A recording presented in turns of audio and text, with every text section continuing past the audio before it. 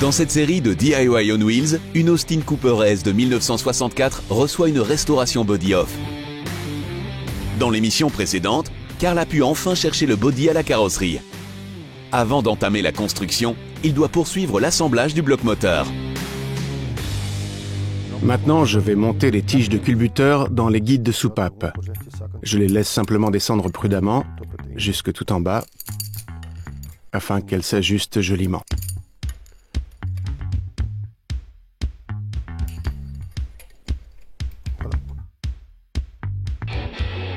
Entre-temps, Carl avait déjà nettoyé et révisé les culbuteurs. Et maintenant, je monte les culbuteurs. Je veille à ce qu'ils soient bien déposés sur les tiges de culbuteur. Et maintenant, les vis de boulon et écrou peuvent y être placées.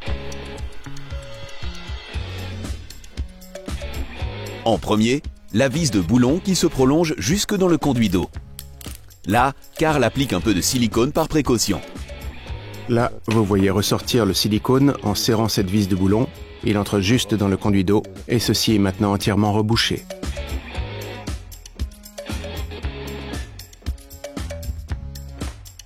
J'utilise aussi toujours de nouveaux contre-écrous et écrous.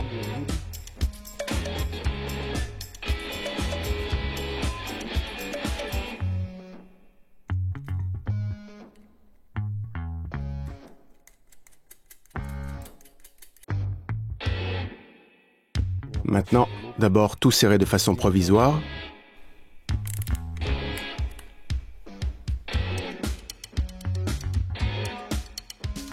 Et puis tout serrer avec la clé dynamométrique et dans le bon ordre. D'abord sur 30 Nm et puis tout à l'heure encore sur 75 Nm.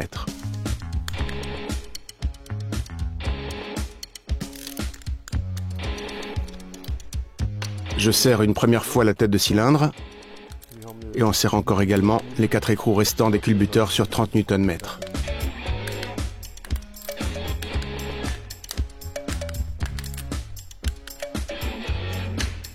Et à présent, je dois serrer les écrous de tête de cylindre pour la seconde fois, cette fois sur 75 Nm.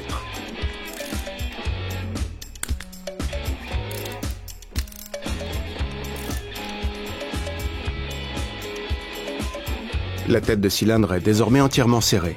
Je vais maintenant faire tourner le moteur et voir si tout fonctionne correctement.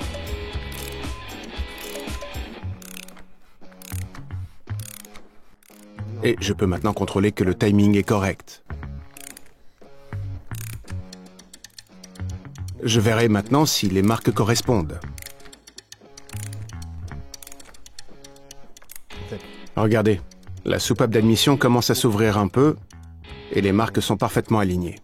Maintenant, le timing est parfait par rapport au piston, comme il convient. Je vais maintenant commencer à régler les soupapes car celles-ci sont totalement sous tension. Donc je vais d'abord régler les soupapes cylindre par cylindre. Cela ne doit pas encore être exact car après avoir fait tourner le moteur la première fois, je les laisserai refroidir. Je serre à nouveau la tête de cylindre et je règle les soupapes de façon totalement correcte. J'utilise une jauge d'épaisseur de 0,3 mm.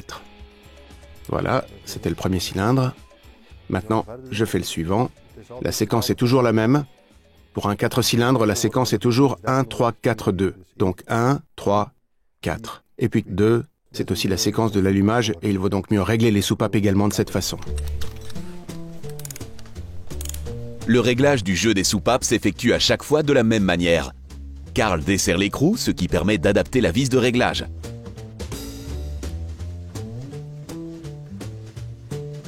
Avec une jauge d'épaisseur, il détermine ensuite le jeu. Si celui-ci est correct, il resserre l'écrou, tandis qu'il maintient la vis de réglage à sa place avec le tournevis.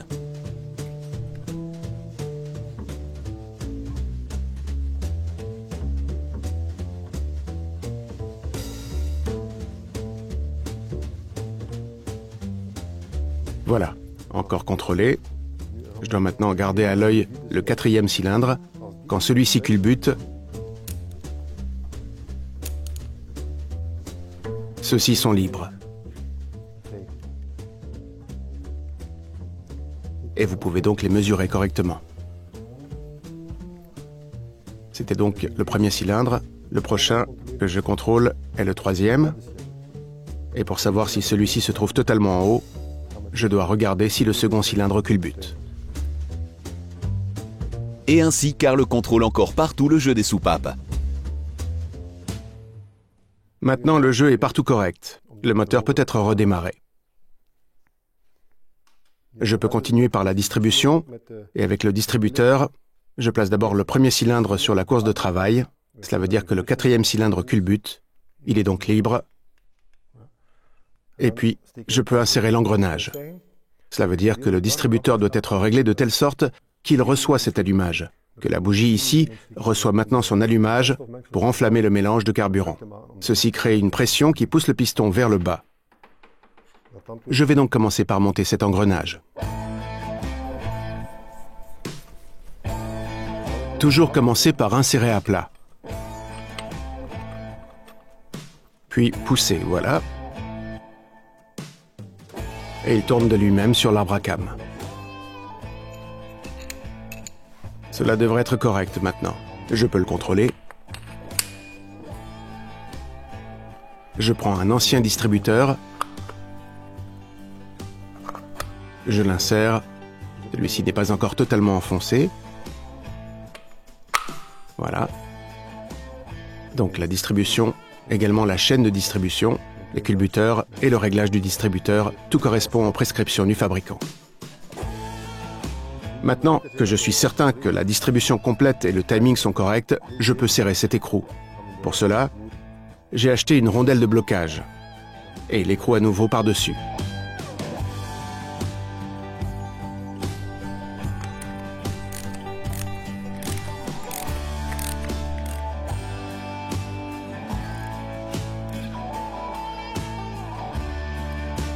Je vais le bloquer maintenant. Je le fais en bloquant le vilebrequin.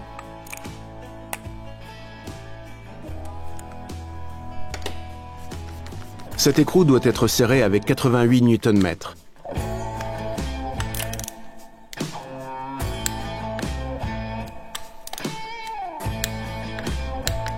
Voilà. Et maintenant, encore bloqué.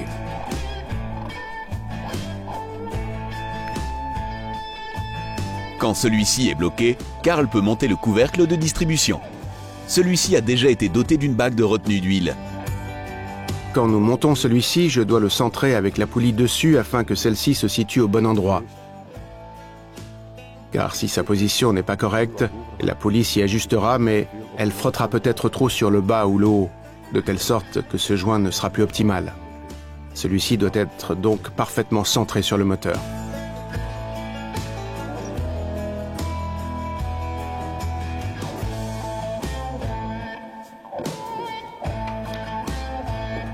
Je ne peux certainement pas oublier non plus la bague anti-projection d'huile, avec le F du côté extérieur.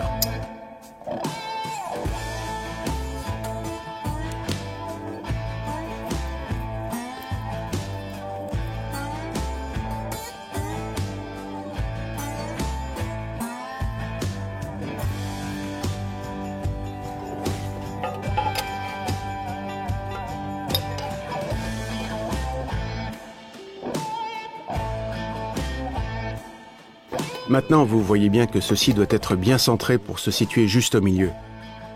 Mais je commence par serrer provisoirement toutes les vis de boulon.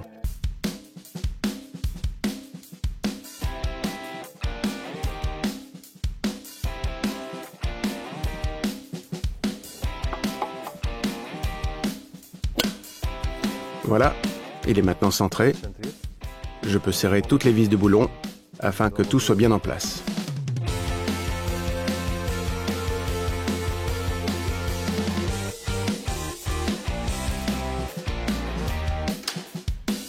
La poulie à nouveau retirée. Pour pouvoir également serrer les vis de boulon inférieures.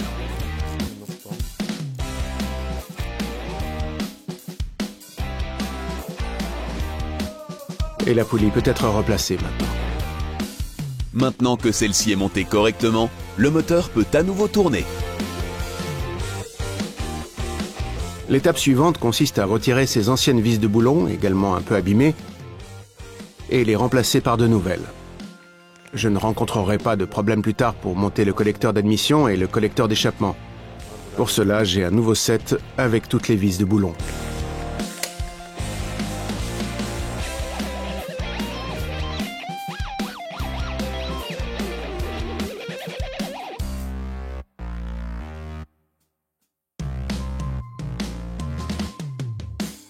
Tout à l'heure, je dois basculer le moteur pour monter les couvercles. Mais maintenant, je vais d'abord monter la plaque de retenue pour le distributeur afin que l'engrenage ne puisse pas tomber. Là vient un nouveau joint. J'ai aussi sablé cette pièce.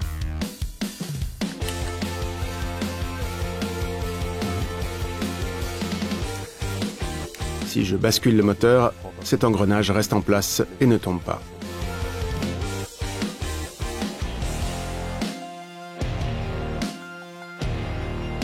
Puis les couvercles des culbuteurs peuvent être remontés. Voilà, ceux-ci sont nettoyés. Là, je dois d'abord monter un joint en caoutchouc. Celui-ci doit être à sa place et y rester, ce qui n'est pas évident. Voilà, il est à sa place. Et un nouveau joint est aussi prévu sur la vis de boulon.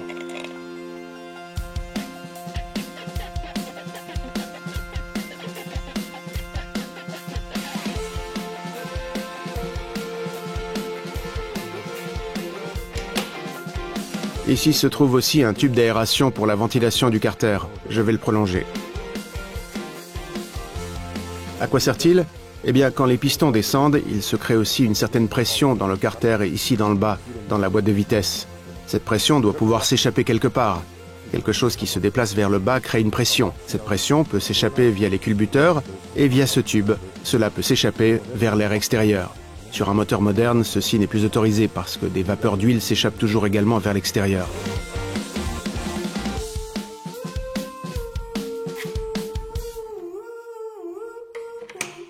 Maintenant, je vais mesurer si la distance de l'engrenage de Villebrequin est bel et bien correcte. Lors du démontage, j'ai montré que ces braques de retenue étaient pliées ou abîmées. En voici de nouvelles. Je commence par monter l'engrenage avec la bague de distance déjà présente, l'original donc, puis l'engrenage intermédiaire, et puis les nouvelles bagues de retenue.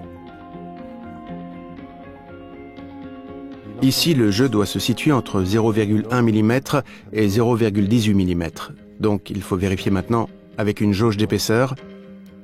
Voilà, regardez. Un espacement de 0,10 mm, donc c'est bon. Le problème se situait donc au niveau de ces bagues de retenue abîmées. Si le jeu n'est pas correct, je dois remplacer ces bagues de distance. Pour cela, j'ai un assortiment complet avec toutes les dimensions différentes. Ainsi, je peux obtenir la bonne distance. Maintenant, on serre le boulon de la poulie de Villebrequin. Pour cela, j'ai aussi un nouvel écrou de blocage. Celui-ci doit être serré à 102 Nm.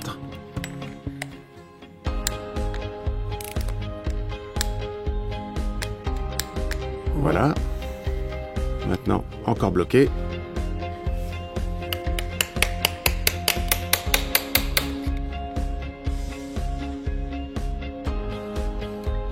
Voilà. Celui-ci est aussi bloqué. Maintenant, à nouveau basculer le moteur.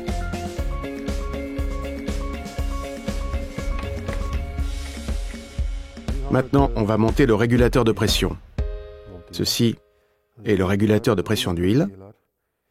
Il détermine la pression d'huile dans le moteur.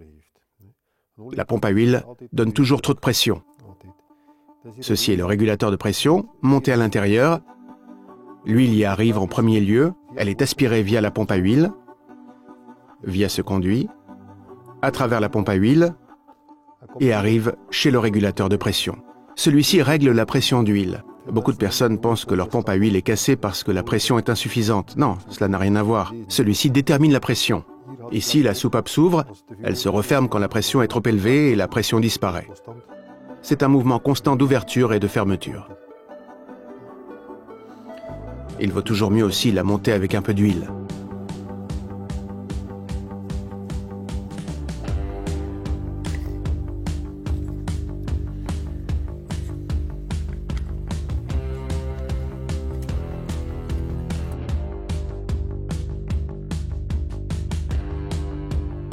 Et maintenant, on va monter la pompe à eau.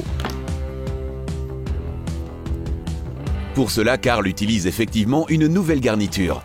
Ici aussi, celle-ci reçoit une mince couche de silicone avant de le coller à sa place.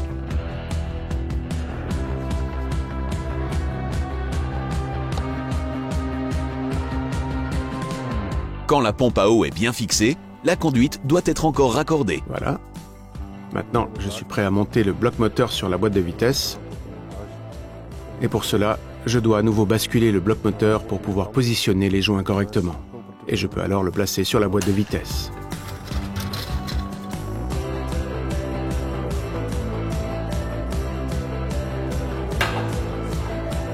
Karl se saisit de la girafe ou palan de moteur pour faire descendre tout à l'heure le bloc sur la boîte de vitesse. La boîte de vitesse est fixée à nouveau sur la table afin qu'elle reste bien en place tout à l'heure.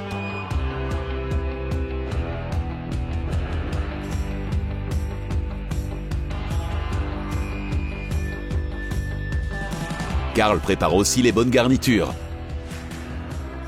Ici, j'ai besoin de ce joint et aussi d'un joint torique qui s'y insère. Je le montrerai en premier lieu. Je ne peux certainement pas l'oublier, autrement celui-ci aspire ici de l'air parasite et pas assez d'huile via la pompe à huile.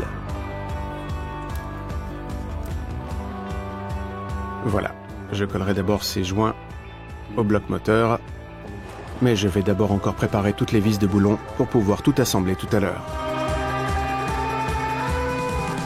Car une fois que les garnitures sont collées et que le bloc moteur est déposé sur la boîte de vitesse, il faudra sérieusement poursuivre le travail. Maintenant, je vais d'abord monter cette demi-lune, qui se trouve ici, et étanche ceci. Je monte ceci avec une garniture liquide.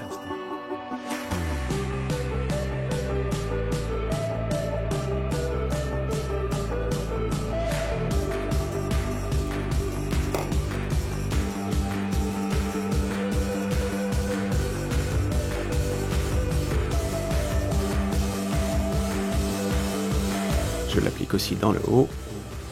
Puis Karl colle les autres garnitures à leur place avec du silicone.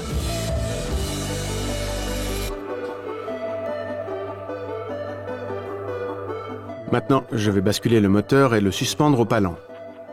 Puis, je peux le placer sur la boîte de vitesse.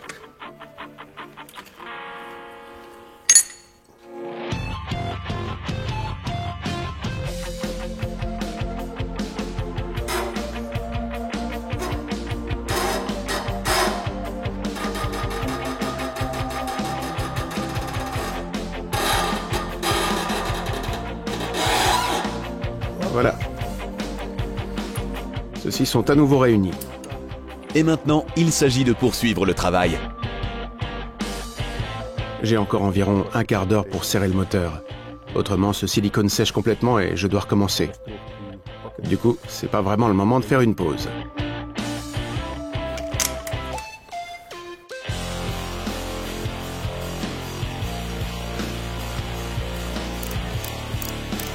Les vis de boulon sont toutes serrées jusqu'à ce que le silicone ressorte tout juste. C'est suffisant.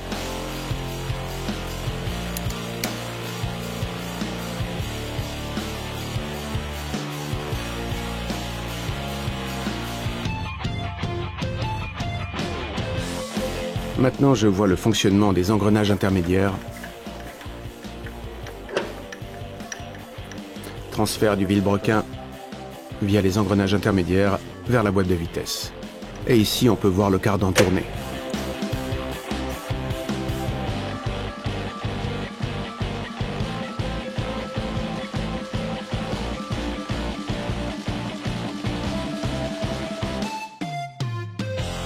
Regardez aussi la prochaine émission. Le bloc moteur y est quasiment totalement préparé pour le montage dans la Mini.